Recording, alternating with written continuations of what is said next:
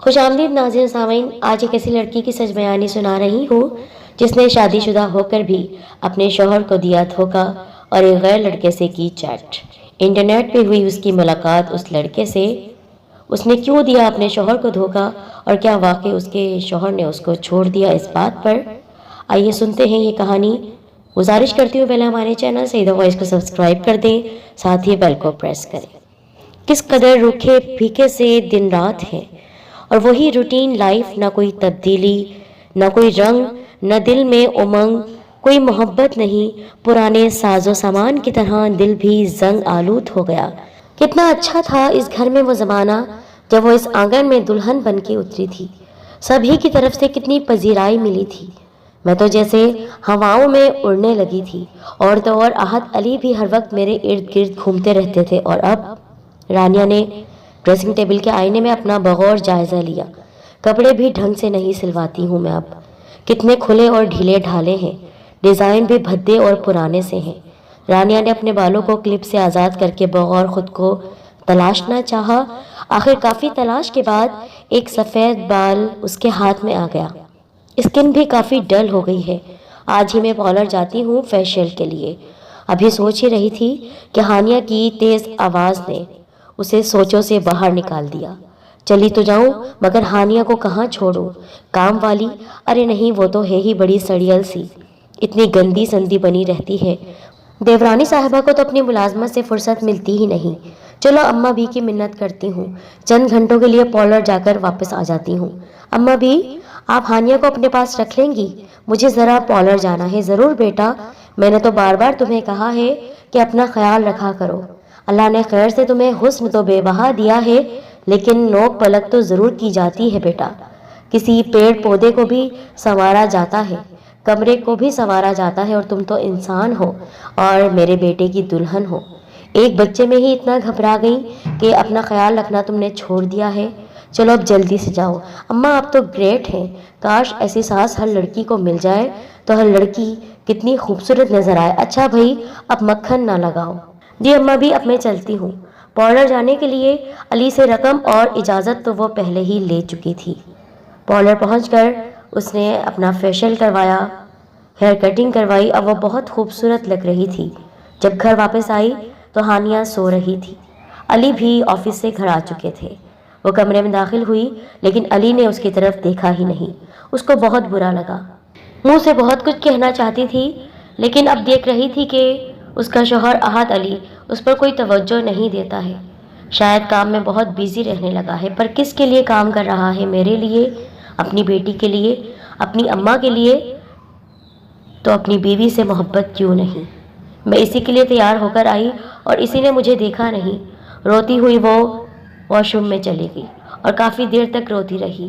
وہ سمجھ نہیں پاتی تھی کہ کس طرح احد سے بات کرے کہ تم کیوں مجھ سے اتنا بیزار ہوتے جا رہے ہو، جبکہ تم کو اتنی خوبصورت بیوی ملی ہے، اتنی پیاری سی بیٹی ہے، اتنی چھوٹی سی فیملی ہے، لیکن احد تو بس کام کام اور صرف کام۔ وہ اس کی طرف دیکھتا ہی نہیں تھا۔ یوں کئی سالوں تک وہ تنہائی کا شکار رہی۔ اماں بھی سے بات ہو جایا کرتی تھی، پر اماں بھی اس کے شوہر کی جگہ تو نہیں لے سکتی تھی نا۔ وہ شکوہ بھی کرتی تو کس سے کرتی؟ دوریاں بڑھتی رہیں۔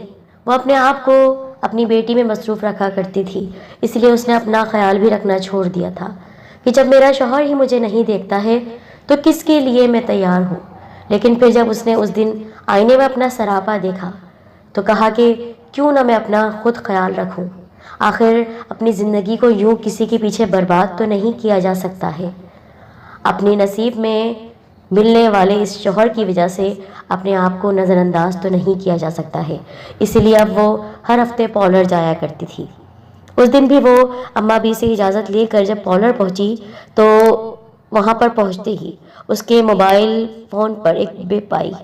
میسج کی بیپ ہوئی، سم سروس والوں کا میسج تھا، آپ اس ریٹ پر فون چیٹ کر سکتے ہیں اور نئے دوست بنا سکتے ہیں۔ غیر ارادی طور پر رانیہ نے میسج کا رپلائی کر دیا۔ اب وہ چیٹ روم میں انٹر ہو چکی تھی۔ اس نے اپنا نک آئی ڈی سمیہ کے نام سے بنائی۔ اچانک ہی اسے اس مصروفیات میں لطف آنے لگا، اور اتفاق سے اس دن پارلر میں بہت زیادہ رش تھا، اسی لیے جب وہ اپنی باری کا انتظار کر رہی تھی اس نے سوچا کہ میں اس آئی ڈی کے نام سے کسی سے بات ہی کر لیتی ہوں۔ اس کو بہت مزہ آنے لگا کیونکہ اس کا ایک بہت اچھا فرینڈ بن گیا تھا، اور وہ اس کے شہر کا تو نہیں تھا، کسی اور شہر میں رہتا تھا۔ تو کہنے لگی چلو اچھا ہے بندہ دور ہے، ویسے بھی اٹس اونلی فن۔ اس کا نام سرفراز تھا، ایک ملٹی نیشنل کمپنی میں جاب کرتا تھا، 3 بھائی اور ایک بہن تھی، عمر 35 سال کے لگ بھگ اور غیر شادی شدہ تھا۔ شادی سے اسے چڑ تھی، جانے کیوں۔ رانیہ آدھے گھنٹے میں ہی سب معلومات اس کی لے چکی تھی۔ اس نے اپنے بارے میں سرفراز کو بتایا کہ وہ بھی غیر شادی شدہ ہے اور نوکری کرتی ہے۔ یہ پہلا جھوٹ تھا جس کی بنیاد پر اسے ایک پوری عمارت کھڑی کرنا تھی۔ یہ وہ نہیں جانتی تھی کہ وہ اسے ایک گیم سمجھ کر کھیلنے جا رہی ہے، لیکن اس کھیل کا وہ حصہ بن کر اپنی زندگی کو تباہی کی طرف دھکیلنے جا رہی ہے۔ پھر اس نے سرفراز سے ضروری کام کا کہہ کر سائن آف کر دیا۔ رفتہ رفتہ سرفراز سے بات کرنے کا دورانیہ بڑھتا رہا، آدھے گھنٹے سے لے کر پونے گھنٹے تک، پورا 1 گھنٹے اور کبھی کبھی 2 گھنٹے تک وہ دونوں ایک دوسرے سے باتیں کرتے رہتے۔ سرفراز میں وہ گم ہونے لگی تھی۔ رانیہ کا گھر، بچی، شوہر سب نظر انداز ہو رہے تھے سوائے اس کی اپنی ذات کے۔ وہ پہلے سے بہت زیادہ اپنا خیال رکھنے لگی تھی، بہت خوش اور مسرور رہتی تھی، روز بروز نکھرتی جا رہی تھی۔ علی پہل تو اس کے اس خوشگوار انداز کو دیکھ کر اور خوشگوار تبدیلی پر بہت خوش ہوا، پھر اسے کچھ عجیب سا لگنے لگا۔ رانیہ اپنی خود پرستی میں ہانیہ کا بھی خیال نہیں رکھتی تھی، وہ رو رو کر ضدی اور چڑچڑی ہوتی جا رہی تھی۔ اماں بھی چونکہ ایک اچھی خاتون تھی اسی لیے انہوں نے علی سے اس کی شکایت نہیں کی، لیکن احد علی خود بھی یہ بات نوٹ کر رہا تھا۔ اس کو کچھ کھٹکا سا ہوا اور اس نے اپنی سوچ کو یہ کہہ کر جھٹک دیا کہ نہیں ایسا کچھ نہیں ہے، لیکن شک کی چنگاری کو ہوا تب ملی جب موزے تلاش کرتے ہوئے الماری کی دراز میں کپڑوں کے نیچے اسے ایک اور موبائل سیٹ ملا۔ پہلے سوچا رانیہ سے پوچھے، پھر ٹوہ کی عادت نے اسے پوری طرح جاسوسی پر مائل کر دیا۔ رانیہ میں سوچ رہا ہوں کہ باہر لاؤنج میں سو جایا کروں، ہانیہ کے رونے سے بہت ڈسٹرب ہوا کرتا ہوں، رات بھر نیند ٹوٹتی رہتی ہے اور صبح سر بھاری ہوتا ہے۔ ٹھیک ہے علی، جیسے آپ مناسب سمجھے۔ بہت تھک بھی تو جاتے ہیں آپ، سارا دن بھاگ دوڑ کرتے رہتے ہیں اور اتنا مصروف آپ رہتے ہیں۔ زندگی میں آپ کو میں نے کتنا مصروف دیکھا ہے کہ آپ کے پاس میرے لیے تو کیا میری بچی کے لیے بھی ٹائم نہیں ہے۔ آپ سو جایا کریں باہر، ہم آپ کو بالکل ڈسٹرب نہیں کریں گے۔ رانیہ کا یہ جواب حسب توقع تھا، سو علی کو ذرا سی بھی حیرانی نہیں ہوئی۔ علی کے کمرے سے باہر جاتے ہی تمام رات رانیہ نے سرفراز سے باتیں کی۔ سرفراز کو اس نے چونکہ جھوٹ بولا تھا کہ میں غیر شادی شدہ ہوں، تو سرفراز اب اس سے ضد کر رہا تھا کہ کب تک ہم میسج پر بات کیا کریں گے، کب تک ہم میسج پر چیٹ کیا کریں گے، میں تمہاری آواز سننا چاہتا ہوں، تم سے کال پر بات کرنا چاہتا ہوں۔ اس دن تو رانیہ نے اسے ٹال دیا کیونکہ وہ یہی سمجھ رہی تھی کہ ہو سکتا ہے علی کسی کام سے کمرے میں آئے، پر اسی طرح روز جب علی کمرے سے باہر سونے لگا لاؤنج میں، تو پھر ایک دن رانیہ نے اجازت دے دی سرفراز کو کہ وہ اس سے باتیں کر سکتا ہے، لیکن اس نے سرفراز سے یہ کہا کہ سرفراز، میں اکیلی اپنے کمرے میں نہیں سوتی ہوں، میرے ساتھ میرے بھائی کی بیٹی سوتی ہے، چھوٹی سی ہے تو بار بار جاگ جاتی ہے، اوپر تلے کے بچوں کی وجہ سے بھابھی نے اسے مجھے سونپ رکھا ہے۔ اٹس اوکے یار، تم ایزی رہو، لیکن اب میں تم سے ملنا چاہتا ہوں۔ آج تو تمہاری خوبصورت سی آواز تو میں نے سن لی ہے، کب مل رہی ہو مجھ سے؟ کیا مجھ سے ملنا پسند نہیں کرو گی؟ آخر اتنے مہینے ہو گئے ہیں ہمیں دوستی کرتے ہوئے۔ رانیہ کا یوں ہنس ہنس کر کسی سے بات کرنا، کمرے سے اس کی آواز باہر صاف آ رہی تھی۔ وہ تو اس خوش فہمی میں تھی کہ علی سو گیا ہے اور اس کو پتہ ہی نہیں چلا ہے کہ وہ کیا ڈرامہ کر رہی ہے، لیکن علی تو آج اٹھا ہوا تھا۔ وہ سمجھ گیا کہ کافی دنوں سے اس کا چکر چل رہا ہے کسی لڑکے کے ساتھ۔ چونکہ علی شکی مزاج تھا اس لیے اس نے پوچھنا مناسب نہیں سمجھا اور صبح ہوتے ہی رانیہ پر حملہ کر دیا کہ میں جانتا ہوں تم کیوں اتنی لاپرواہ ہو چکی ہو، میں جانتا ہوں تم کیوں اس پورے گھر سے بے پرواہی برت رہی ہو، یہاں تک کہ اپنی چھوٹی سی بچی سے بھی۔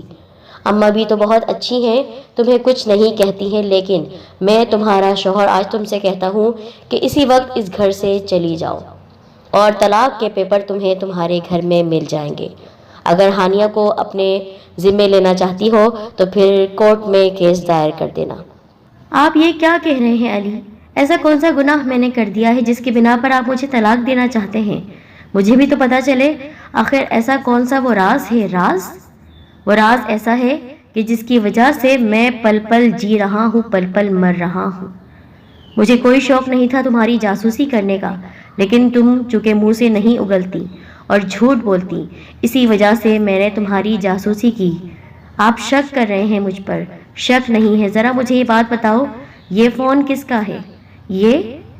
یہ فون میرا نہیں ہے علی، آپ کو پتا ہے میرا فون کوئی اور سا ہے۔ جھوٹ مت بولو رانیہ، تم یہ فون اپنے پاس رکھتی تھی لیکن چھپا کر، مجھ سے اور اماں بھی سے چھپ کر تم ایک لڑکے سے بات کر رہی تھی۔ کیا تم خوش نہیں تھی میرے ساتھ؟ کتنے پیار سے بیاہ کر میری اماں بھی تم کو اس گھر میں لائی تھی۔ ہاں، آپ کی اماں بھی پیار سے بیاہ کر مجھے دلہن بنا کر، آپ کی دلہن بنا کر لائی تھی، لیکن آپ نے میرے ساتھ کیا کیا؟ کام میں اتنا مصروف ہو گئے، آپ کو ایسا لگتا تھا کہ آپ کو صرف پیسہ ہی کمانا ہے، پیسے کمانے کے آپ مشین بن گئے تھے۔ تو کس کے لیے کر رہا تھا؟ تمہارے لیے، اس گھر کے لیے؟ ہاں، میرے لیے اور اس گھر کے لیے کر رہے تھے، پر بیوی کو جب پیار سے گھر میں لایا جاتا ہے تو اس کو توجہ بھی دی جاتی ہے۔ چند سالوں میں ہی میں پھیکی پڑ گئی، میرے چہرے پر سے رونق اڑ گئی، ایک بچی کیا ہوئی میری، ایسا لگتا تھا کہ میں تو بڑھیا ہی ہو گئی۔ یہ صرف اور صرف آپ کی وجہ سے ہوا۔ کیوں کیا آپ نے یہ سب کچھ میرے ساتھ کہ میں مجبور ہو گئی کسی لڑکے سے بات کرنے پر؟ میرا کریکٹر کوئی خراب نہیں ہے، اگر خراب ہوتا تو شاید اس کے ساتھ میں بہت کچھ غلط کر چکی ہوتی، لیکن نہیں، میں ٹائم پاس کر رہی تھی۔ تم نے میرے ساتھ بہت بڑا دھوکہ کیا ہے رانیہ، بہت بڑا دھوکہ کیا ہے۔ مزید کوئی بات میں نہیں کرنا چاہتا ہوں، ابھی اسی وقت تیار ہو اور یہاں سے جانے کی تیاری کرو۔ تمہیں اس گھٹن بھری زندگی سے آزاد کرنا چاہتا ہوں۔ نہیں دینا تمہیں توجہ، نہیں دینا تم کو محبت، تو ٹھیک ہے، اسی لڑکے سے اب تم شادی کرو گی۔ میں نے تم سے بہت محبت کی ہے، شاید کرتا بھی رہوں گا، لیکن میں تمہیں جبراً اپنے ساتھ نہیں باندھ سکتا ہوں۔ کوئی اور عورت ہوتی یقیناً ایسا فیصلہ سن کر لرز جاتی، ڈھہ جاتی، مگر وہ تو رانیہ تھی جو اپنی روٹین بدلتے بدلتے خود کو، اپنی اصل شکل کو بدل چکی تھی۔ ٹھیک ہے، یوں ہی صحیح، میں بھی ایسے شکی انسان کے ساتھ نہیں رہ سکتی ہوں۔ کیا ہوا اگر میں نے کسی سے ہنس کر 2 گھڑی باتیں کر لی؟ بھاگ تو نہیں گئی کسی کے ساتھ؟ سسرال کی خدمت کرو، شوہر کے پیچھے دم ہلاتے رہو، بچوں کی آیا تک بن جاؤ، پھر بھی سانس لینا دوبھر عورت کا۔ جہاں کوئی کھڑکی دروازہ کھولا، دھڑ سے فتویٰ لگ گیا بد کرداری کا۔ اسی غصے میں رانیہ اپنے باپ کے گھر آ گئی۔ والدین کے گھر بھائی بھابھیوں کے درمیان رہتے ہوئے اسے جلد ہی اپنی غلطی اور حد درجے بیوقوفی کا اندازہ ہونا شروع ہو گیا۔ اسے اپنا گھر، اپنی جنت چھٹ جانے کا دکھ ستانے لگا۔ یہاں پر جو سرفراز نام کا لڑکا تھا، اس نے جب محسوس کیا کہ رانیہ اس سے ملنا نہیں چاہتی ہے تو وہ بھی اب بیزاری دکھانے لگا، کہنے لگا کہ دیکھو ایسا کب تک چلتا رہے گا، میں تم سے ملنا چاہتا ہوں تبھی تو ہمارا رشتہ آگے بڑھے گا۔ رانیہ چونکہ اس سے ٹائم پاس کر رہی تھی تو اس نے اسے صاف انکار کر دیا، ویسے بھی تو وہ علی سے محبت کرتی تھی۔ یہاں پر تو وہ اپنی شوہر کی توجہ نہ پا کر سرفراز سے باتیں کرنا شروع ہو گئی تھی۔ اس نے سرفراز سے صاف صاف کہہ دیا کہ دیکھو میں تم سے اب تک جھوٹ کہہ رہی تھی، میں شادی شدہ ہوں، اپنے شوہر سے بہت محبت کرتی ہوں اور میری ایک بیٹی بھی ہے۔ تو وہاں پر سرفراز کہنے لگا یہ تم جیسی عورتیں شادی شدہ ہو کر غیر شادی شدہ مردوں کو پھنساتی ہو، کیوں میرے ساتھ اتنا وقت برباد کیا؟ اب دفع ہو جاؤ یہاں سے، تم جیسی لڑکیاں بہت بد کردار ہوتی ہیں، شادی شدہ ہو کر اپنے شوہر کو دھوکہ دیتی نہیں۔ آئندہ مجھ سے چیٹ کرنے کی کوشش مت کرنا۔ اور علی کی بیوی رانیہ کو سرفراز نے بلاک کر دیا۔ رانیہ علی کی یادوں میں کھوئی ہوئی تھی، اس کو بہت افسوس ہو رہا تھا کہ اس نے ذرا سی توجہ نہ پا کر ایک غیر مرد کو اپنی زندگی میں شامل کر لیا۔ چاہے اس کے ساتھ ٹائم پاس کر رہی تھی، لیکن کیوں؟ یہ تو بہت بڑا گناہ تھا۔ اپنے شوہر سے بھی وہ کہہ سکتی تھی، ہو سکتا ہے اس کا شوہر سنتا، اور یہ بات بالکل سچ تھی۔ جب رانیہ نے علی سے کہا تھا کہ آپ مجھے دیکھتے تک نہیں تھے، میں تیار ہو کر آپ کے پاس آتی تھی، آپ تو نظریں اٹھا کر مجھے دیکھنا ہی بھول گئے تھے، میری تعریف کرنا بھول گئے تھے۔ علی کو احساس ہو رہا تھا کہ اس نے کتنی بڑی غلطی کی ہے۔ پورا حق تھا رانیہ کو کہ وہ اپنے شوہر سے شکوہ کرتی۔ اماں بھی کو جب اس مسئلے کا پتہ چلا تو انہوں نے بھی علی کو ڈانٹا، کہا کہ تمہاری وجہ سے تمہاری بیوی مجبور ہوئی کسی مرد سے بات کرنے پر۔ وہ ایسی نہیں ہے، وہ اچھی لڑکی ہے، تم نے کیوں اس کے ساتھ اتنا برا کیا؟ اب جاؤ منا کر لاؤ میری بہو کو، مجھے پتا ہے وہ ضرور واپس آ جائے گی۔